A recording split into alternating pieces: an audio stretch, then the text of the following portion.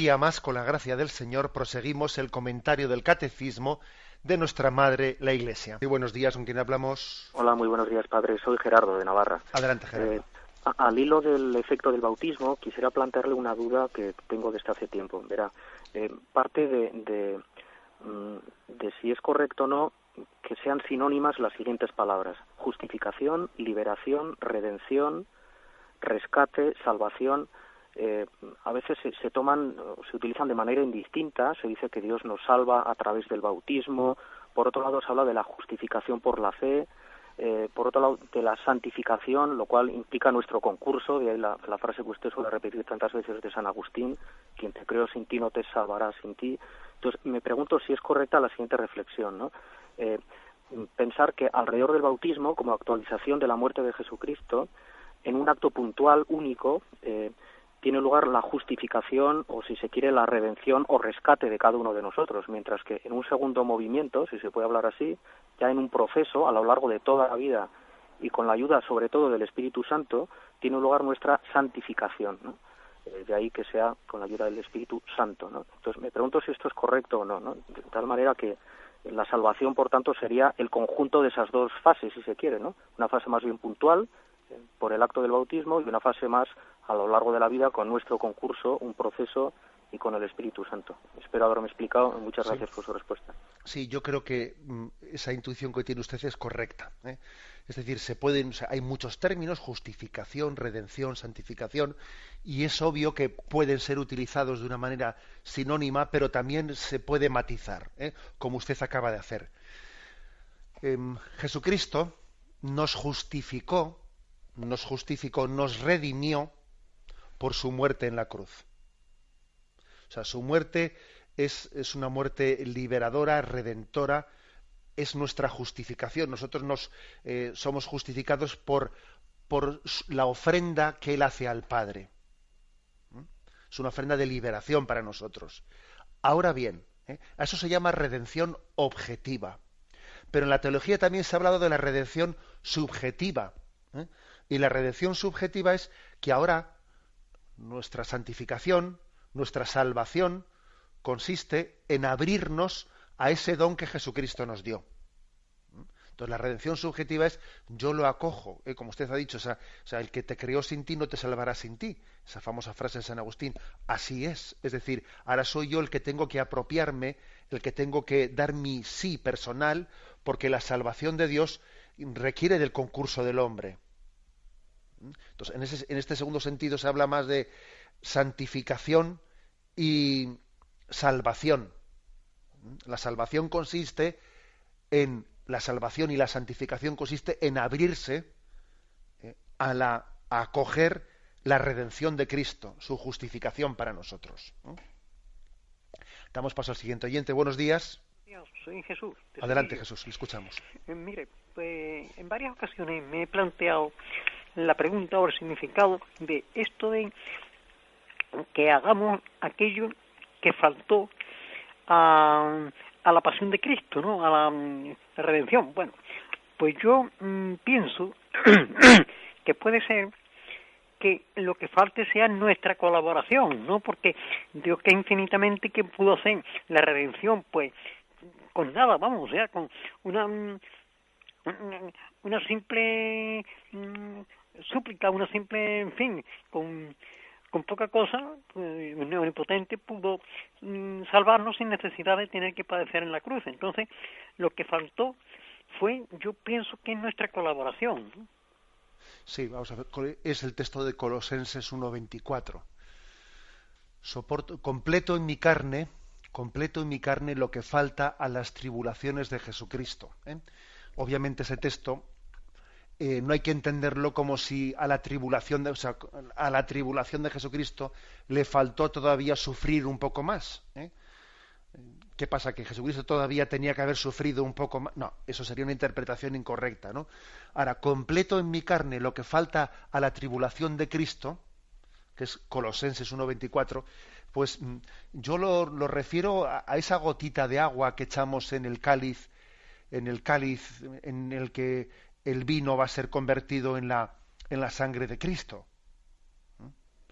No es que esa agua, esa gotita de agua se eche porque había poco vino, no. Esa gotita de agua se echa porque Cristo quiere que nosotros nos unamos a su sacrificio. Sin esa gota de agua no se ha completado el sacrificio de Cristo, porque nosotros tenemos que ser ofrenda viva unida a Cristo.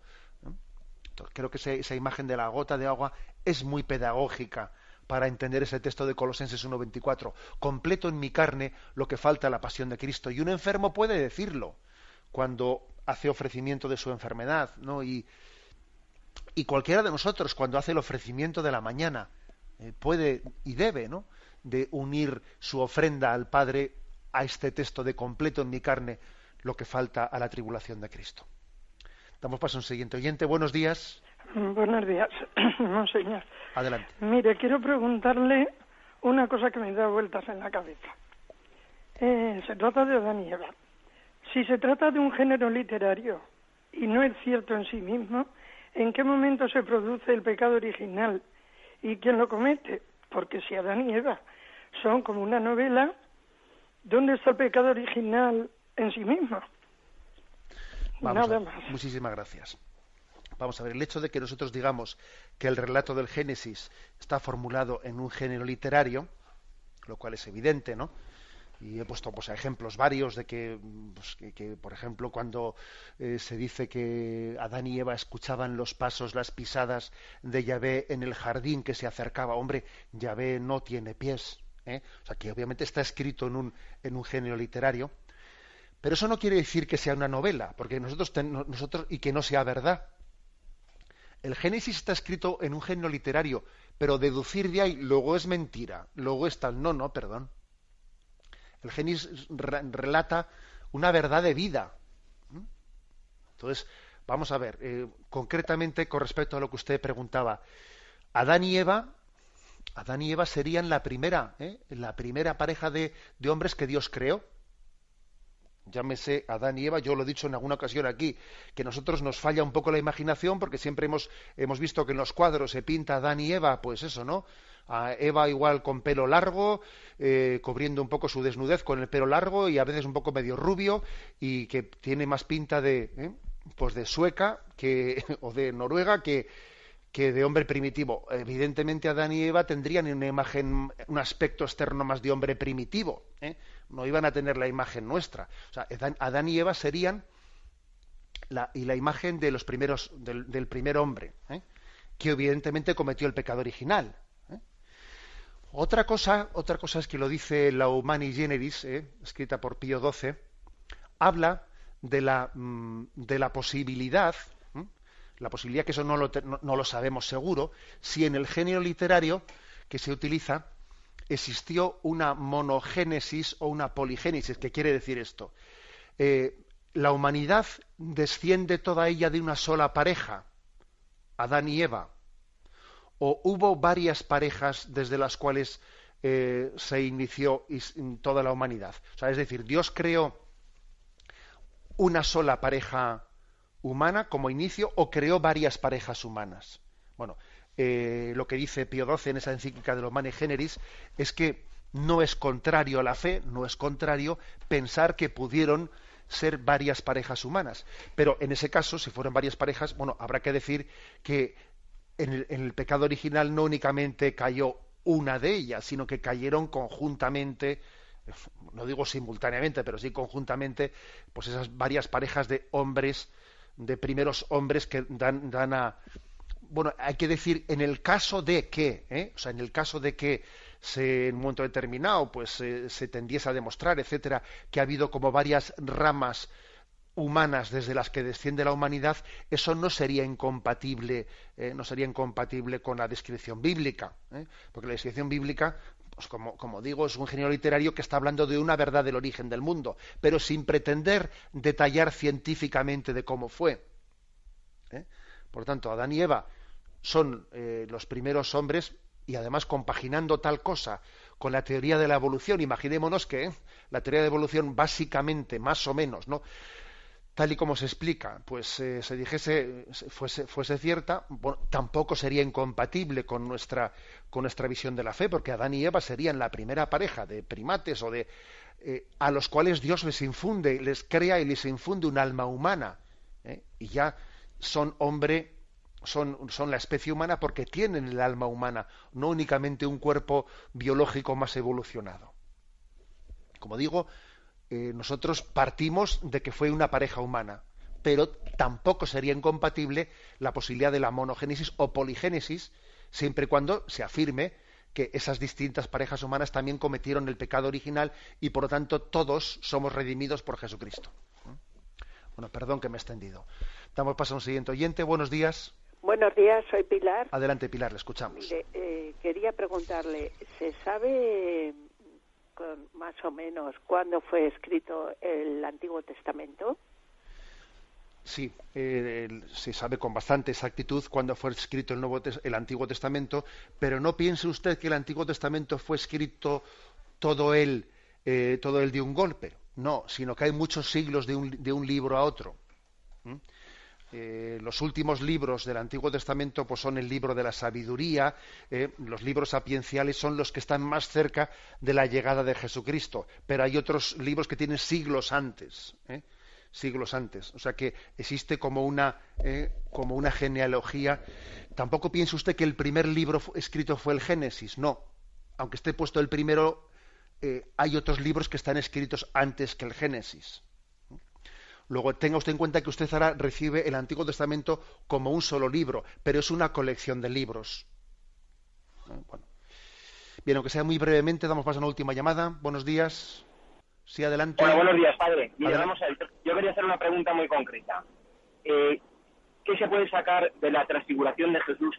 ¿Por qué cuando se transformó en un jardinero, en un caminante, qué nos quiso decir transformándose en distintas personalidades y a su vez que el reconocimiento no fuera directo sino de una forma indirecta? ¿Qué pretendía con eso? ¿Qué nos ha querido enseñar? Vamos a ver. En primer lugar, también el hecho de que el cuerpo resucitado de Jesucristo cueste reconocerlo es un misterio, también que, entre otras cosas, evoca que nosotros cuando resucitemos, pues uno dice, bueno, pues el cuerpo resucitado el día de la resurrección final de Juan Pablo II, ¿será el cuerpo del Juan Pablo II anciano? ¿O será el cuerpo del Juan Pablo II más joven? Bueno, quiero decir que hace poco un padre que había fallecido su hijo a los pocos meses, me decía, claro, es que mi hijo, la resurrección, ¿qué tendrá? ¿El cuerpo del niño recién nacido? ¿El cuerpo del feto? Bueno, el cuerpo resucitado, en primer lugar, nosotros no podemos pretender identificarlo exactamente con el cuerpo de la persona en el momento que falleció, empezando por ahí. Y el segundo también tiene esa especie de dificultad de reconocimiento que se ve en los evangelios, tiene también como un sentido pedagógico, que es decir, que a Jesucristo resucitado tenemos que conocerlo desde la fe y requiere una especie de purificación interior hasta que lleguemos a reconocerlo. O sea que también hay este segundo factor que se añade al primero. Tenemos el tiempo cumplido. Me despido con la bendición de Dios Todopoderoso, Padre, Hijo y Espíritu Santo. Alabado sea Jesucristo.